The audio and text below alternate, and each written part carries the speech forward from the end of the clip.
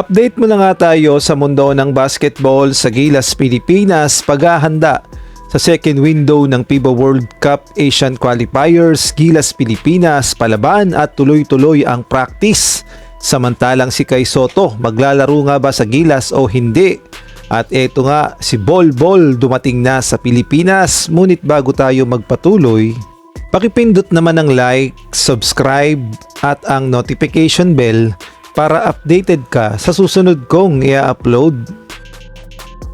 Tuloy-tuloy pa rin ang practice ng ating Gilas Pilipinas na ginaganap sa Inspired Sports Academy sa Calamba, Laguna.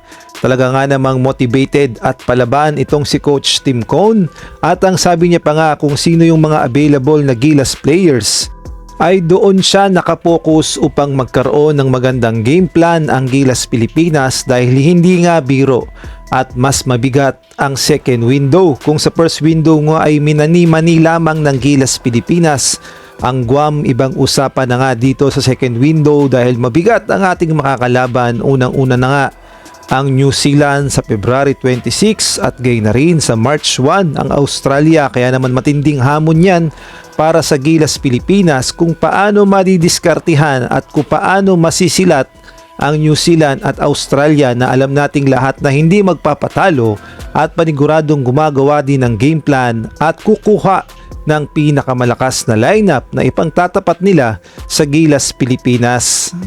At sa ngayon nga ay hindi pa kumpleto ang Gilas Pilipinas dahil may mga Gilas players pa na hindi pa nakakarating sa practice, kagaya na lamang nila Kevin Kembao at Carl Tamayo. At yung isa pang players na inaasahan na naayos na rin sa wakas ang kontrata, walang iba kundi si Quintin Millora Brown na ayon nga sa report malapit na ring dumating sa Pilipinas dahil manggagaling pa sa Japan, kaya naman expected na darating na siya mamaya o kaya naman bukas. At nagpost na rin ang SBP na ayos na talaga ang kontrata ni Quintin Millora Brown at ang agreement nila sa SBP, kaya naman handa nang maglaro itong si QMB para sa Gilas Pilipinas.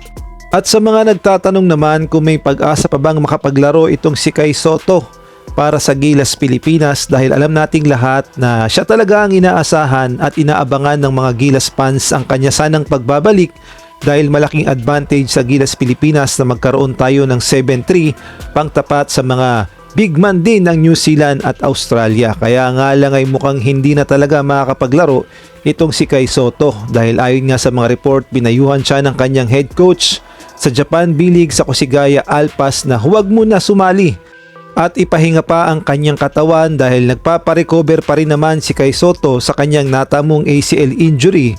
At bukod pa doon ay may kontrata siya sa Japan B-League, kaya naman kung anong mangyari sa kanya sa Gilas ay mayayari ang kanyang kontrata sa Japan, kaya naman pinagpapahinga at pinag-iingat muna itong si Kai Sotto. Samantalang sa ibang balita naman, dumating na nga sa Pilipinas ang import ng Talk and Text sa paparating na PBA Commissioner's Cup na mangyayari sa March 11. Ayan na nga ang opening. At eto nga si Bol Bol.